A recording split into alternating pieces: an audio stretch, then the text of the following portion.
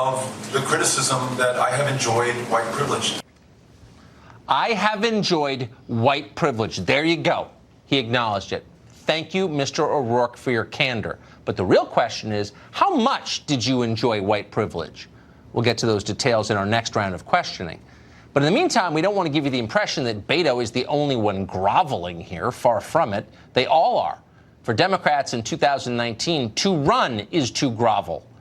Here's Mayor Pete of South Bend remembering with sadness and horror the one time years ago when he suggested that all human life had value. How could he have been so stupid and cruel? In 2015, you said that all lives matter when you spoke about two police controversies that were happening in South Bend. Was that a mistake? What I did not understand at that time was that that phrase, just early into mid, especially 2015, was coming to be viewed as a sort of counter slogan to Black Lives Matter. And so this statement that seems very anodyne and something that's kind of nobody could be against actually wound up being used to devalue what the Black Lives Matter movement was telling us. Since learning about how that phrase was being used to push back on that activism, I've stopped using it in that context. Yeah, I've stopped. How could I have been so stupid? And here's Senator Kirsten Gillibrand of New York calling in artillery on her own position after an NBC researcher discovered that she had once supported national borders. Seriously. You essentially said that you were embarrassed about your previous position on immigration. Tell me about that. Well, I don't think it was driven from my heart. I was callous to the suffering of families who want to be with their loved ones, people who want to be reunited with their families. And I recognize, as we all do, that immigration and diversity is our strength as a country. I really regretted that I didn't look beyond my district and talk about why this is an important part of the United States story. I was callous. I was heartless. Don't hate me. I hate myself enough. Well, thank you for sharing, Kirsten. Good luck with your self-esteem issues.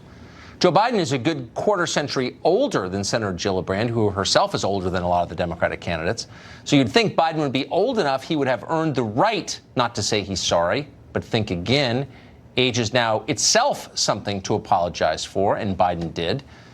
Biden grew up at a time before human warmth was reclassified as a criminal act, and he's very, very sorry for that. Social norms have begun to change, they've shifted, and the boundaries of protecting personal space have been reset. And I get it. I get it. I hear what they're saying. I will be more mindful and respectful of people's personal space. We could go on with the orgy of apology. Kamala Harris apologizing for putting criminals in jail. Bernie Sanders apologizing for how women were treated on his last campaign, even as he denied they were mistreated. Amy Klobuchar apologizing for once wanting pizza in school lunches, etc. Tomorrow, all of them will be apologizing for something new. In a world without forgiveness, this is a cycle that continues forever. No self-abasement is ever enough. The left has become a kind of rolling inquisition with a bottomless appetite for ritual punishment and humiliation. Tell us you've been naughty. Thank you, sir. May I have another? This is sick. These people have no dignity. They have no self-respect. There is nothing they won't say, nothing they won't admit to, whether it's true or not. They despise themselves. Be careful of people like that. They're likely to feel the same way about you. Tammy Bruce is a radio host and president of the Independent Women's Forum, and she joins us tonight for an analysis of what exactly is